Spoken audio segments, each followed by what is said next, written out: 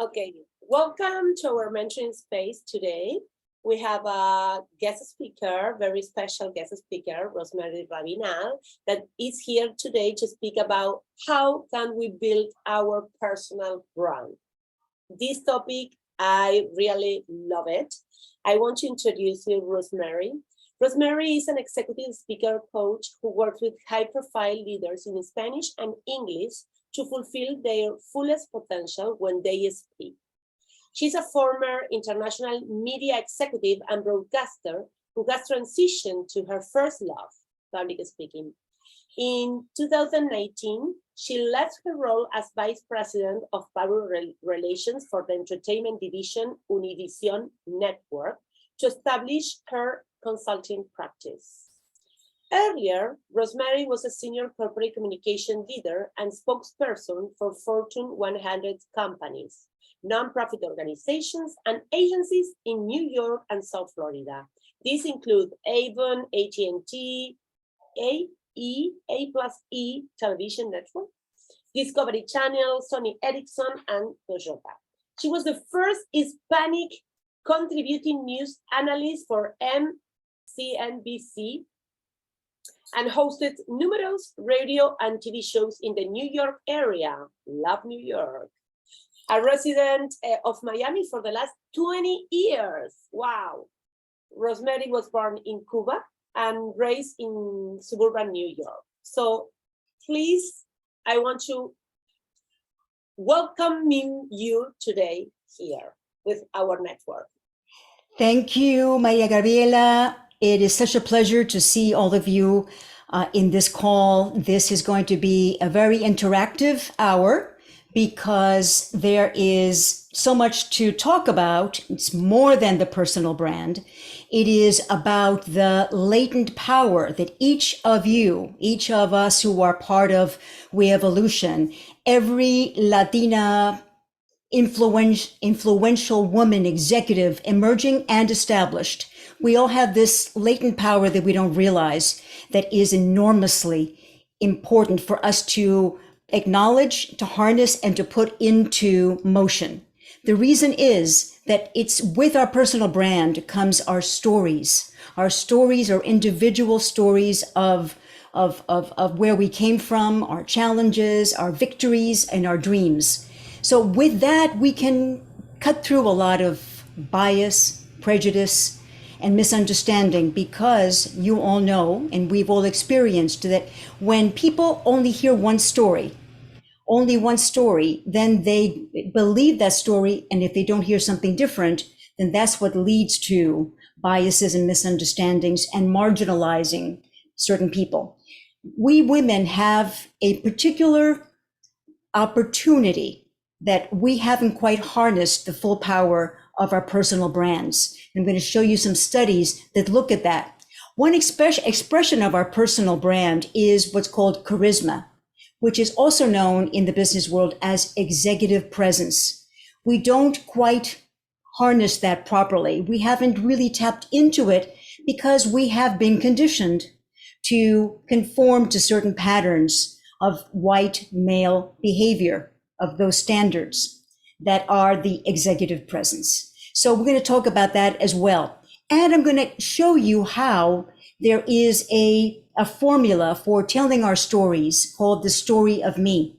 And the story of me is based on a 3-part story structure, which is tremendously powerful, memorable, and you might feel, as many have, once they do their stories, very much empowered to inspire, influence, persuade, and open the thinking of other people when they tell their stories. So with that, I have some slides, but I also welcome your questions, your comments all throughout. So we have a lot to cover, but it's more important to have dialogue with you throughout.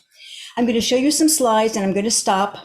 Así que vamos a estar como un ping-pong con láminas de PowerPoint, pero más importante con ideas que quiero transmitirles y quiero retarles a que ustedes comenten si están de acuerdo o desacuerdo. Igual. There is a common knowledge in the business world that you are the brand that people say when you're not in the room. So your brand is what people are saying about you. What people are saying about you when you're not there. When, let's say, if you were to ask 12 friends to say, okay, give me 3 words that describe Rosemary or 3 words that describe Maria Gabriela, would we know what those words are? Are we in control of what those words are? Are we shaping that brand?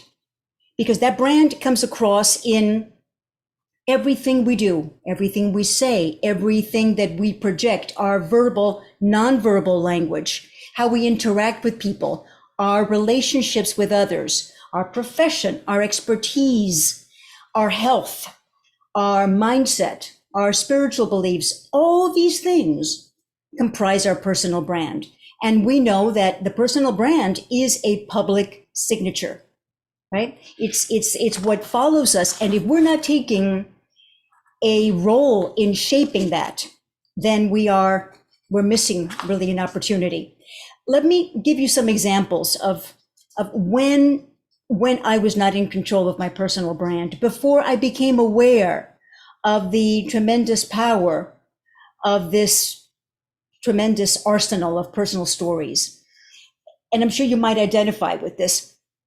Early in my career, I found myself holding back on my cultural identity. As you know, nací en Cuba, me crié en Nueva York, no me crié entre Latinos, but I went through a lot of things that put me in a situation where I could have spoken. I could have told my story, but I didn't. Let me give you a couple of examples. So when I was in boarding school, for example, I would hear from some of my classmates when they saw me in the cafeteria and I was maybe eating a hot dog or some pizza. And one of them might say, "Oh, I didn't know Cubans ate this. I thought you all ate rice and beans." I could have told the story that, no, I eat many different kinds of foods. We eat many different kinds of foods. We don't only eat what you think we eat. Or in my adult life, people who have a concept about Cuba would say to me, "Oh, Cuba, you're from Cuba. Oh, it's a beautiful country. I've been there many times. And oh, that the regime has created such a wonderful healthcare system and education, and they're so far ahead of the rest of the world in educating their youth." I could have said, but I didn't, that, well, that's a misconception that you have. You might want to know that my family and we fled Cuba with $5 and 1 piece of luggage for the 3 of us, and told the story of the exile experience. So those are things that we, I'm sure, have faced in many, many different aspects of our lives. But if we don't speak up, then who tells the story is the one that really rules the conversation, right? They say that the victors are the ones that write the history books, and that's very much the case. So another story that you might relate to, I changed my name from Rosa Maria to Rosemary because me cansé de que me llamaran Rosalie, Roseanne, Rosie, todo menos Rosa Maria. So I said, okay, I'm tired of this. I'm going to change my name to Rosemary just so that I don't have to go through this explanation every time. In a way, it served me, but in hindsight, I would have preferred to hold on to my birth name. We're going to talk a little bit about that influence, about the elements of personal branding, the professional relationships, the expertise, the awareness of body and our nonverbal communication, and the relationships that we have forged. Those things shape us as well and contribute to our ability to tell those stories. So let me give you an example of a breakdown here. This analogy comes from a friend of mine, Dr. Margarita Gurri, who is a Cubana as well. She basically has created this very unique way of looking at our levers of personal influence, which is based on, it says that the relationships, the body, the expertise, and our position, what kind of jobs we do, our position in society as well. And what she said was the most important thing was the nugget in the middle, the charisma, the presence, which basically defines of how we are perceived. It is an immense source of that identity that either we manage or it manages us. So position is, again, about your job. It's about your function. It's hierarchy, it's rank. The expertise has to do with your education, with your soft and hard skills, with your emotional IQ, with your ability to solve problems, right? These are all very important. The body is about body power, but it also has to do with our health, how we care for ourselves. Appearance is important, but how do we care for ourselves and what is our healthy mindset? And relationships is who can you call at 3 a.m. to solve a problem for you? Right? Who are the people who are your mentors, as we know from this wonderful network of women supporting other women. And it is that relationship base which also yields our power. But together, they comprise this magnificent charisma. And the charisma comes from this wonderful Greek word, which is the grace, the divine grace, charis. And it is grace under fire, it is gravitas, it is integrity, it is trustworthy, credibility, likability, intelligence, and competence. And this is such a wonderful thing for us to be able to harness, that charisma. Now, it's not about being funny, and it's not about being loquacious. It's about being dignified in our own brand. It's dignified in our own brand. And there are people we know who have high positions, but they have no charisma whatsoever, right? Or conversely, you can think about gente que tiene mucha carisma, pero no se conocen, no son famosos, pero tienen una proyección inmensamente poderosa. So we know this from our daily interactions. And there was a study published in the Harvard Business Review, which shows that soft skills like charisma are more in demand today than operational expertise in terms of filling leadership position and board positions. Okay, so the ability to move and inspire and elevate people to action is a pillar of executive presence, as you can see here. Okay, so the workplace is shifting. The operational technical skill set is important, but recruiters are looking for people like us who have a high measure of charisma and personal brand identity, who can motivate people to action. So if we look at this study that was done by the Center for Talent Innovation, charisma and gravitas rank first as the most desirable leadership skills, followed by communication skills. And then third is leadership appearance, having that, where we're going to try to undo, that white male standard. But we are now in a position to change that mindset or that particular cuño. However, this is an important detail for us to know. The same study showed that professionals of color and women lack executive presence, or we underestimate its value. We underestimate its value. And that's, again, where the opportunity, the latent opportunity is for all of us. This is another important detail. Executive presence accounts for 26% of what it takes to get a promotion. So all of these factors are so important in our ability to advance in our careers, in our professions. So we need to really understand and harness this. Maria Gabriela, are there any questions or comments so far? I have a question, not a question, I have a comment if I Please. can. This is Cheryl Please. McDowell. So I was interested in your stories initially because I was actually the opposite. I was born in Puerto Rico, but my parents were American, but I was raised in Brazil. And so when I came to the States to go to college, I actually, and throughout my career, used that Latin, if you will, background to help me with my career. And it became, I guess it became my story in a sense, initially. And so I was just curious about, when did you make that change?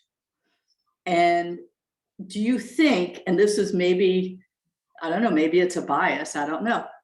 Is it that I was in the reverse situation, or I saw the benefit of it, or it just, I was just curious about it, because as I say, I was just the opposite.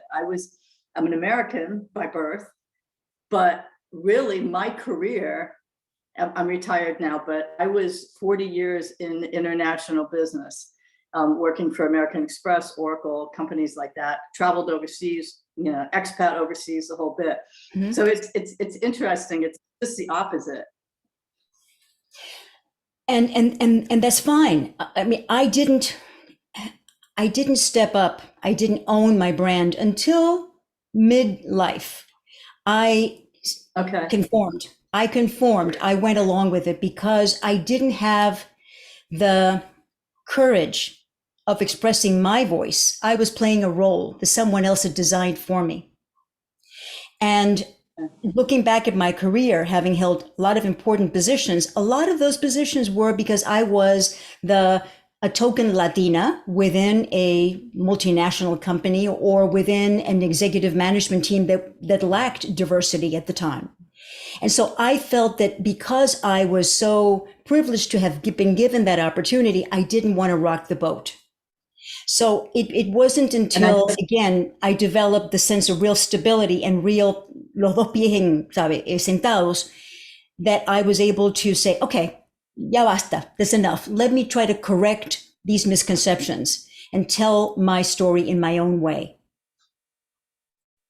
See, and I used it to see, I mean, it was just a curious thing, because I used it the opposite. Was, yes, I'm an American. Yes, I was raised in Latin America, and I can actually help because I worked for corporations.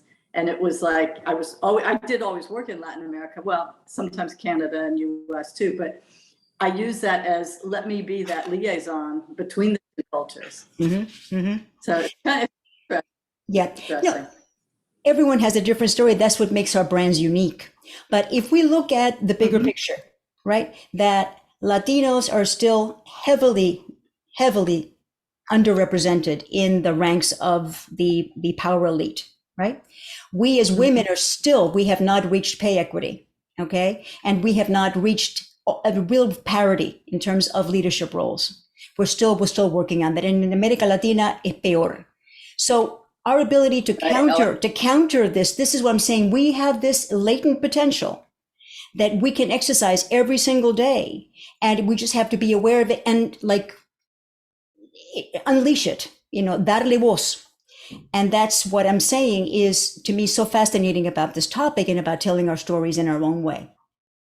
But thank you for that. That's an important observation. And yes, sometimes it's on the other side of the equation. But I think equally, every story is valuable because it's genuine and it's authentic to you. Right. No, thank you. Gaby Lemoine, please go ahead with your question.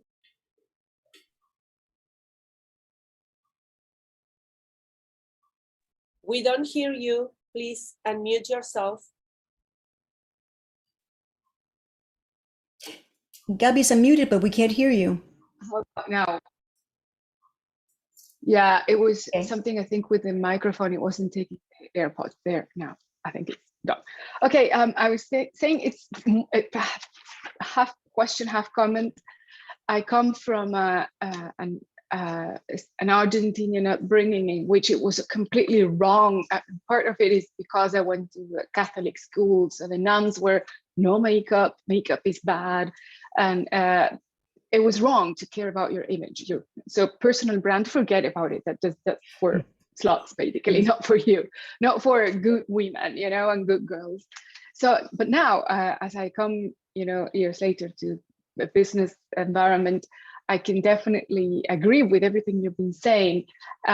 and I'm even seeing, I'm very interested in, I'm even making notes about this and what's coming, because, and what's coming from you in this presentation, because as I'm in the process of emigrating, not to the US, but to the UK, and as coming from Argentina, no one cares, no one knows where Argentina is. They think I strike them more as a mysterious woman, probably Italian. So they consider me exotic.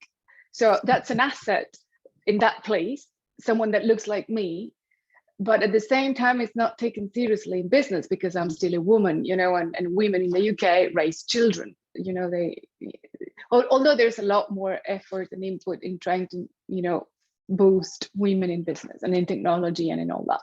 They're very practical in that aspect. But the number one reason why I'm interested in what you're going to say next is because my son is having an issue with bullying at school. His reputation has been destroyed completely.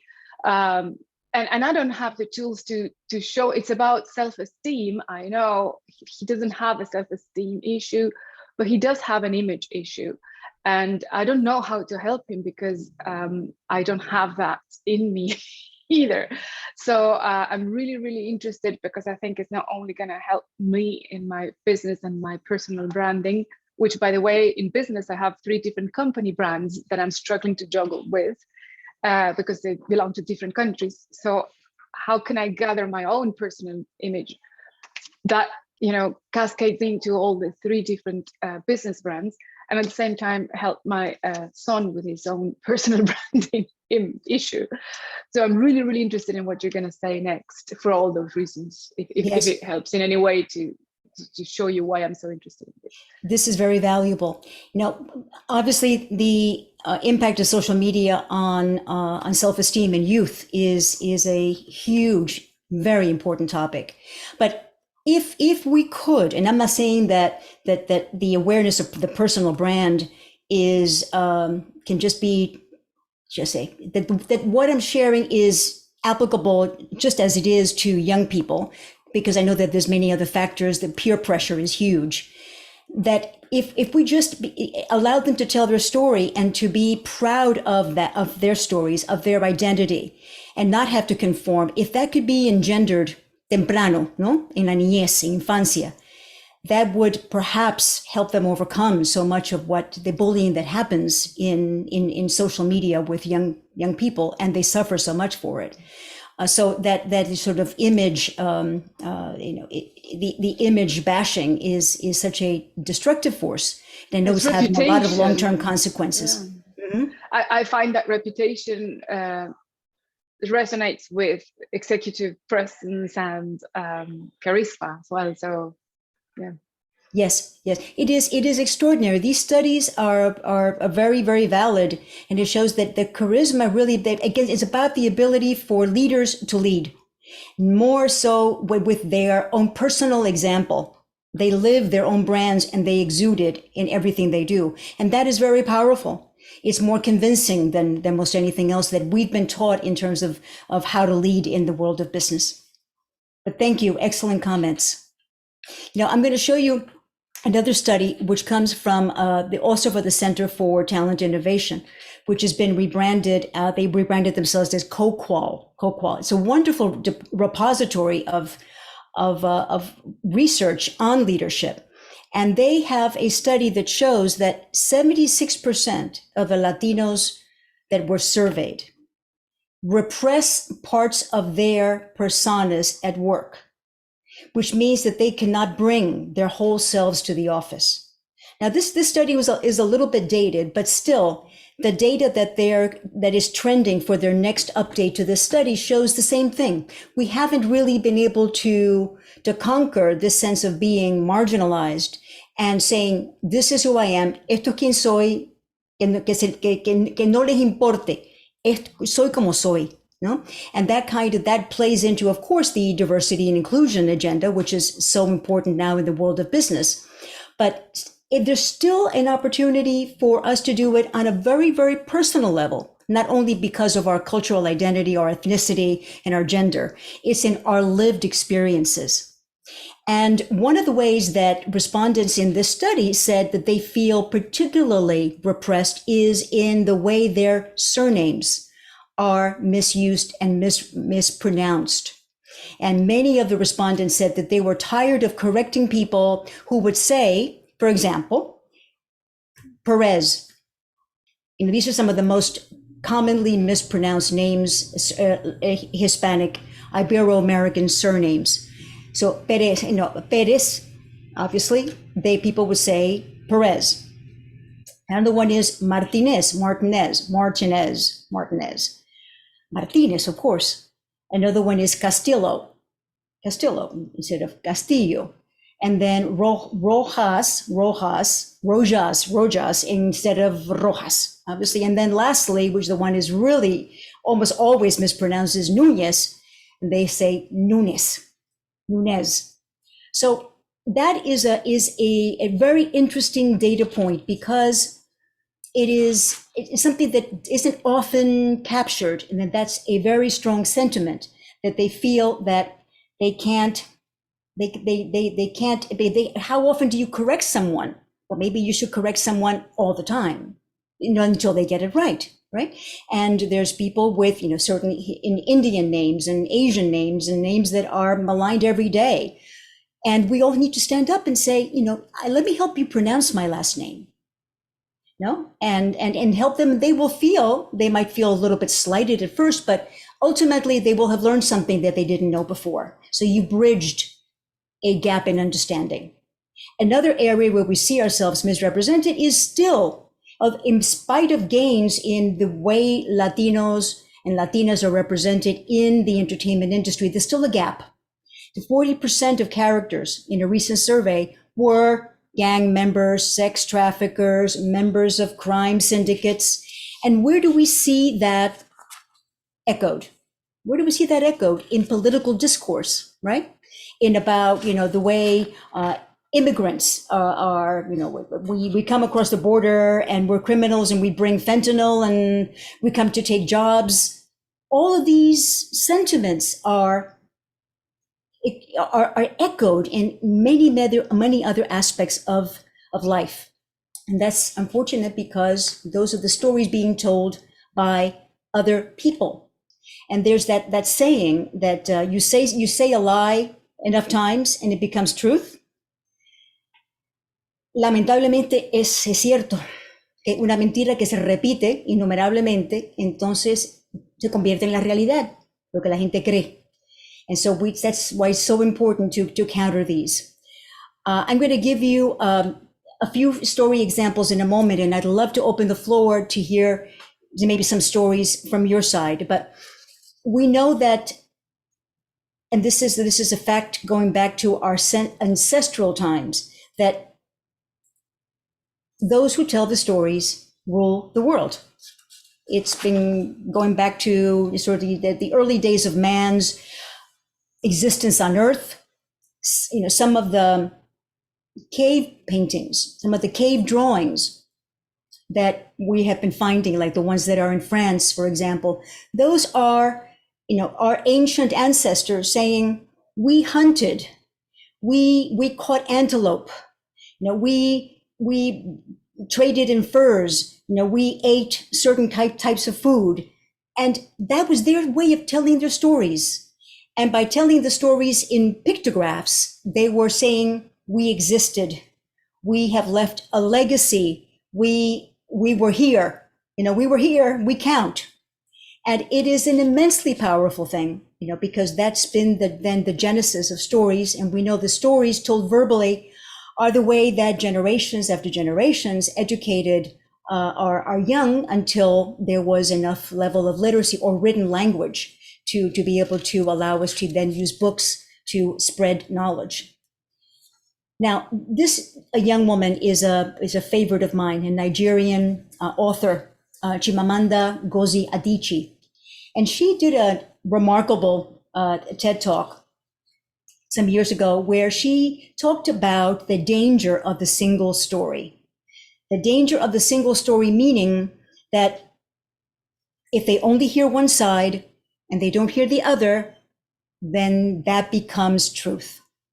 That is what creates biases and discrimination, and even creates wars and violence among people. And she gave examples from her own life. And by the way, that TED Talk has been viewed more than 12 million times. She really, really resonated. And I love that she established that coined that term of the danger of the single story. And I'm going to give you some examples from my life, because I think that's the best way to illustrate. Again, I gave you some examples earlier, but I invite you to share some of yours, because when I was growing up, I didn't have books about Latinas, about girls who were from Cuba. The books I read were Nancy Drew mystery books, the Nancy Drew series. And Nancy Drew is a blonde girl, very American. And so I thought that the perfect little girl had to be named, Cynthia or Kathy or Trixie or Sally, Katie, that no one was named Rosa Maria. These were the perfect girls, the bright girls, the ones who solved the problems. And it was actually eye-opening once I started to see that later on there were actually books that started to portray Latino characters. So and then when I started my career early on, I would be told, "Oh, you're so expressive, so colorful, so sensual. Latinas are so vibrant." And I could have said, that many things to counter that, but that was the single story about Latinas, that we were, sexy, colorful, party-loving creatures. Unfortunately, that's the way many of us are still portrayed in entertainment media. And more recently, I was at a cocktail party here in Miami when someone was making light conversation with me, saying, what's wrong with Miami are those darn Cubans, Venezuelans, and Colombians. They're ruining this city. We were wonderful before, but since the migration of immigrants, this city is going to the dogs. That's the single story of bias, of prejudice against people who were not like them, like the woman who was speaking to me. I did correct her at that point, but I didn't make a big deal of it because she was stuck in her single story. And I know that I've seen some heads nodding, and I'd love to hear if you have found similar stories. Clearly, the woman who was speaking to me didn't think that I was Latina because my name is Rosemary Ravinal, and Rosemary Ravinal, the Ravinal name is originally from France. It is my birth name, it's my father's name. I never changed it as many times as I've been married, and it's my identity, but it doesn't sound like Nunez or Perez or Ramirez or Martinez. So she didn't know that I was Latina. But in any case, I saw some heads nodding, so I thought there might be some stories you might want to share. If there aren't any, I think Claudia, I think I saw you nodding. Yes. Sure. Hi, it's a pleasure to meet you, Rosemary. It's very interesting, everything that you've shared, because being Latina, I was Venezuela originally, but my mom was born in New York, as was my grandmother, and my father's from Spain, but I was raised in Venezuela. So it's interesting how identity plays into all of this. Having spent most of my life in the Northeast, and being an actress, I realized I got to New York and there were no roles. There were no roles for the Latina that I represented. There were no roles for an educated, well-off, international or European Latina. It was great. I did not fit into the Mexican stereotype or the Puerto Rican stereotype, which unfortunately 30, 40 years ago was the only Latina role available. And it was interesting for me to realize that I got rid of my accent. I worked as an American. I worked as a New Yorker. I would rarely work as a Latina. Nowadays, 30 years later, my agents, and for a while they were trying to bank on me as their Latina Mhm. talent. But I would never book the roles because, again, did not fit into the stereotype and or was not interested in the crime, drugs, sex, or Virgen de Pueblo. Like, it was just not the roles that I felt that I could really bring to life, nor were they being offered to me. So it's interesting how you said something that rang to me, about adapting, right? And about coming into, I guess, a standardized or an expected persona. Mhm. I've never really felt like I had to deny any aspect of myself, which I'm grateful for, because I very much felt like a woman of the world. I felt like I got the best of all of it. I'm a North American, I'm a South American, and I'm a European. I have the culture, I have the mentality, and I have the flavor. It was like, okay, I got the best of the States, I got the best of Europe, and I got the best of South America. It wasn't until I moved to California 2 years ago that I literally found myself in massive discrimination. Somebody, and I could have literally gotten her fired because I also have a real estate degree.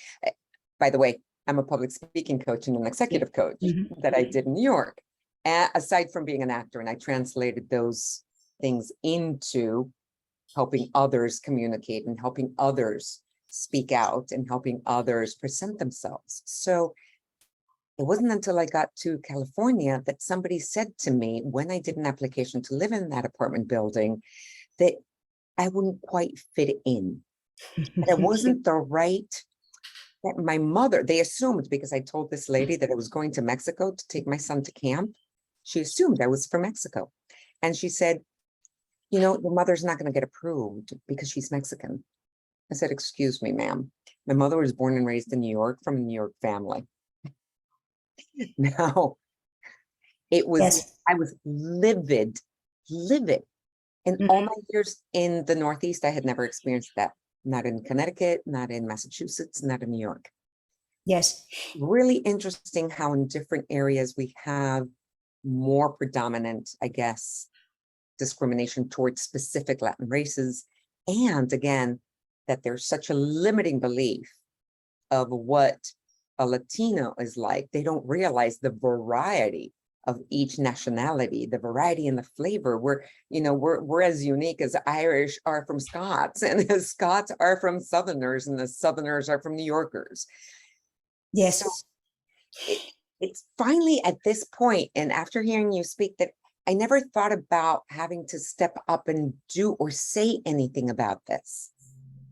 But it's really interesting how we're maintaining the story. Yes, precisely. That's what I'm saying. It's a latent, tremendous power that we have. It's there, and it's just recognizing it as, if I spoken up at that time, then maybe this wouldn't have happened. Or if I spoke up and told my story, maybe this person would have been educated and not had that attitude towards the next tenant. This has a slow, maybe it's slow and just say sort of undetected impact, but it does work. Because again, if you only hear one thing, if you only hear one song, then you're not going to be like another song. It's that playing to the same sheet of music. But it's interesting that we are here gathered in the middle of Hispanic Heritage Month, El Mes de la Herencia Latina.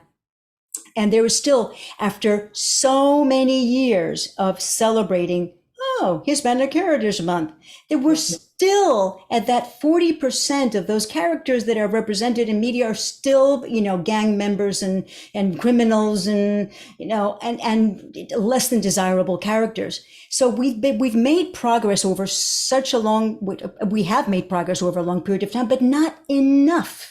Not enough. Every year when we get to this September 15th to October 15th period, when, of course, everybody takes out, the Latino flags, it's more than just celebrating the national holidays of many countries. It's about really respecting ourselves and each other and telling our stories in the right way, but telling our stories every day of the year, not only during that 30-day period. And then one other thing that could be a separate workshop is Latinas, women in general. We have, and you know this from your coaching, Claudia, a particular way of holding back when we express ourselves in a work setting, in a leadership setting, the way we ask a question, the way we hold back on interrupting if someone else is speaking, the way we might couch or hedge our statements by saying, somebody may have answered this already, but I have a question. No, my question is, speak. Or I may be wrong, but I think today is Thursday. We do this, I catch myself doing this sometimes. It's such a pattern that has been so ingrained in our psyche that we just, when we recognize it, we say, que estúpida, haz la pregunta, mujer, you know, because you're already nullifying what you're saying by saying, oh, I may be wrong. If you say you may be wrong, you believe you're wrong. So it's like ridiculous, but it has a big impact on the way we're perceived.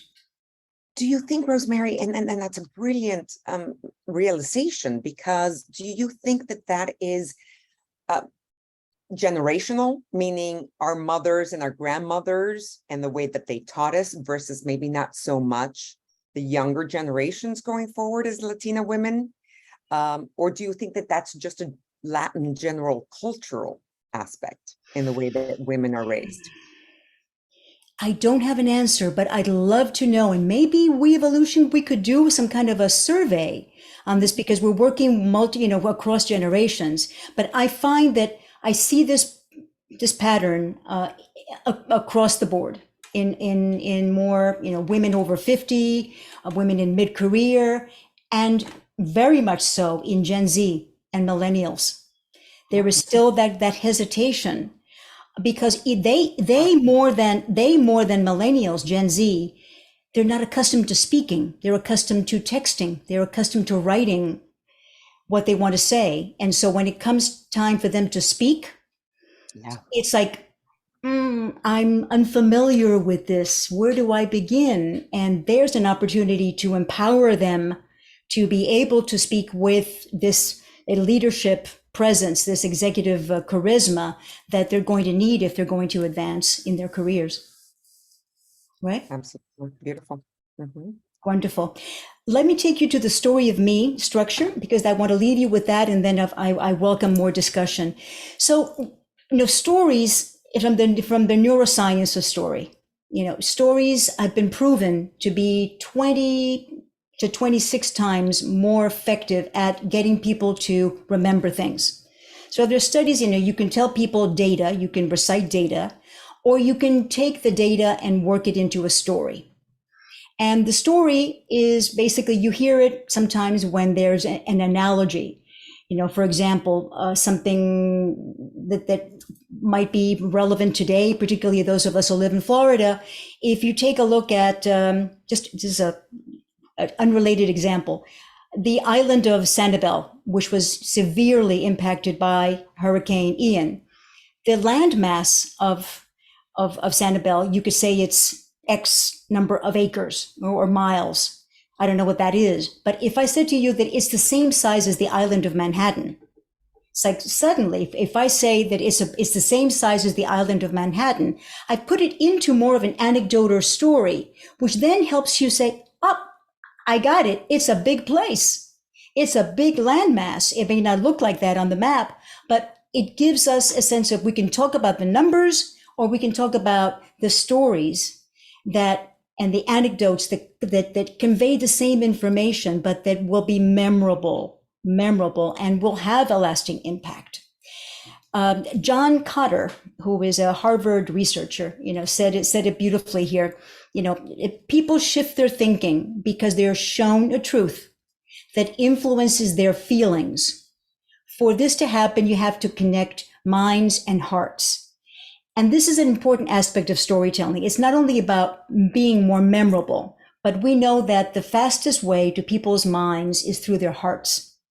And in We Evolution, we're very much into tapping into that evolved heart source, that is something that comes with our maturity as women and as human beings. So the idea of going through the heart to get to the mind is something that has been documented as a highly effective way to influence, persuade, educate, inform, and help everybody rise together, elevate everyone. Let me give you, in the time we have left, an example of what I call the story of me. And this is a construct that I learned at a digital marketing class a couple of years ago, which I found to be tremendously effective. And it has a 3-part structure. It is when I was, starting with when I was a child, when once upon a time, something happened in my early life. And then there was a transition, there was a pivot, there was a conflict, there was a challenge, there was a turnaround, which then therefore led me to something else, where I am today, what I believe today, what I'm committed to doing today. So it has the conventional classic structure of beginning, the middle, and the end. And it can all happen in under a minute. I'm going to give you an example of someone, and then I'm going to give you my example. This woman, a young woman, she's a professional speaker, keynoter. She is an author as well. Her story is really captivating because she was born in an orphanage in Mexico, grew up in poverty with 68 brothers and sisters. I learned to cook and play basketball well enough to get an athletic scholarship to the United States, but I couldn't make it in that field. And I tried to escape poverty, but I ended up homeless and living on the streets after graduation. Then this happened. Then she entered a contest for a fresh salsa competition. She won, took home $800 and created Maggie's All Natural Fresh Salsa and Dips, which grew into $1 million business that she later sold to Campbell's. Therefore, I believe that every orphan should be rescued from the hands of the cartels and from hopelessness. I've rescued many, and I'm committed to solving the generational problem of human trafficking. Through my books and public speaking, I tell my story and galvanize support for innocent children caught in the immigration tug of war and exploitation. This is Maggie's story. When something happened, and then this happened, and then therefore, this is what I believe. So her story told in this way lets you know exactly what she stands for, what she's been through, what her journey was in the most concise manner that I have found. Let me give you my example, and then I'd love to have more discussion with you. So this is about 160 words. So when I was 8 years old, my family fled Cuba. I was placed in Catholic school. I was the only child who did not speak English, and I had to be there for several years until my parents got settled. I was traumatized by the experience, so much so that I developed a very debilitating stammer, tartamudez, and forgot much of the Spanish I knew. There was even a time when I couldn't speak at all. So learning English and speaking without stuttering became key to my survival. Then this happened. Fresh out of college, I challenged myself to become fully bilingual and a successful communicator, even with a stutter. I worked with voice coaches and therapists, took immersive Spanish language classes, practiced public speaking in Latin America, became a sought-after spokesperson, a global public relations executive, and TV personality. Therefore, I believe that public speaking can change your life, that there is a natural storyteller in each one of us, and that with determination and the right coach and encouragement, people can achieve their fullest potential at the podium. Today, my passion is to help bilingual C-suite executives master high-stakes speeches and presentations for the greatest impact. So this is my story, and I am sure that there are many that you can bring if we look at your individual journeys. Now, there may be many stories that you want to say. These have been constructed pretty much to support the sense of mission and purpose. My purpose and mission today, the work I do, it comes from my heart, and this is what I believe. And these are the reasons why I believe so strongly in the power of good public speaking. So these are things you can say in casual conversation. You can say it in a formal business setting. You can pepper this into casual conversation, or you can use it as part of your personal branding statement. So it is a construct that I think goes beyond the pitch or the simple, 30-second introduction. You can even whittle this down into even more compact language, which could be under a minute. But I would encourage you to tackle it and to perfect it, because it will help you feel more empowered as well. Every workshop that I've done with this topic has then generated tremendously gratifying feedback where people have written to me to say, this is my story of me. Would you take a look at it? I wrote it and it took me a long time, but I feel so empowered by it, so free. I feel freed up to tell my story in my words. And it's something that I know I will put to use. So that's been rewarding. And I would love to hear your feedback and to see how you see it as an instrument that you can use for yourself, for your mentees, for our mentees, and to use it as a tool for building bridges of understanding, dispelling those misconceptions, breaking through the single story, and being able to tell our stories with our own voices. And so Brené Brown, I'm not going to show you the slide, but it says, the stories change the world. If you want to change the stories, change the storyteller. And I think that's so very true. Brené Brown has said this. I'm going to show you before we leave let me do it now. So in case we run out of time, I have an executive presence ebook that you might want to download. And it is available free. This link will take you right to the download page. And it's about 21 pages where I cover a lot of the essentials for establishing really the brand and the presence that you want. It also goes into interview, virtual interview, how to come across when you interview, how to work in the virtual environment where executive presence is critical, how we show up in the first 7 seconds on these video calls establishes that first impression that people take away of us. It's true in person, it's true online. So with that, I thank you so much for your attention. And I hope we have time for a few more questions, Maria Gabriela. And you can send this to them afterwards in case you haven't, or you can just go to my website, rosemaryravinal.com, and you can download it from there in the resources page.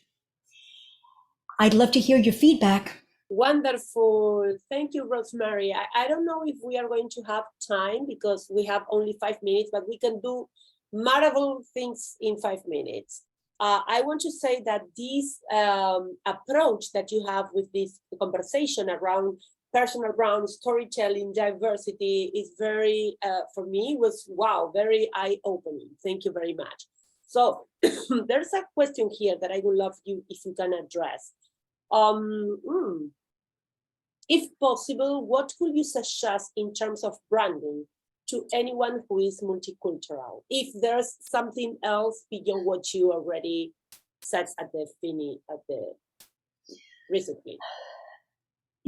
To be authentic, to be yourself, to finding ways I think where we have the cues of where we can change or where we can affect change in our behavior is when we feel that we're holding back and we're repressing. I think that's when we have more clear understanding of where we're holding back. And for example, it may be, I sometimes use the example of someone who may have tattoos and doesn't want to show their tattoos, but the tattoos are important for his or her identity. Well, it may just then require being proud of your tattoos and showing them as part of who you are authentically. But in terms of our culture, it's having people understand your origins, how to say your name, letting people expressing your interests culturally, having a sense of maybe even if you work in a physical space, the things that you have around you that may be symbolic or emblematic of something you love that's culturally based. I think it's in the small things. It's not going around, with your banner saying, I'm Cubana and don't you dare say anything good about Fidel. No, it's in the small things, I believe, that and listening for where those things are being said to us or about us that go against our essence, where we have then an opportunity to express our voices. Does that make sense? I see things in the chat, but I don't want to jump ahead. If there's questions, you can write to me afterwards, and I would be delighted to continue the conversation. Muchísimas gracias. Fue un gran placer. Ahora tengo que ponerlo todo esto en español para poder compartirlo con otras participantes de We Evolution. Muchísimas gracias por esta oportunidad. Gracias a ti, Rosemary. Muchas gracias a todas por hacerse presente. Thank you very much, everyone. So please keep the conversation with Rosemary directly and with us, of course. And I want to say something. Power lunch, sorry about the November 17th. Oh, 17, okay. 17, Thursday. So if you have the chance, please see you there. Bye-bye. Thank you. Thank you, Rosemary. Muchísimas gracias. Suerte.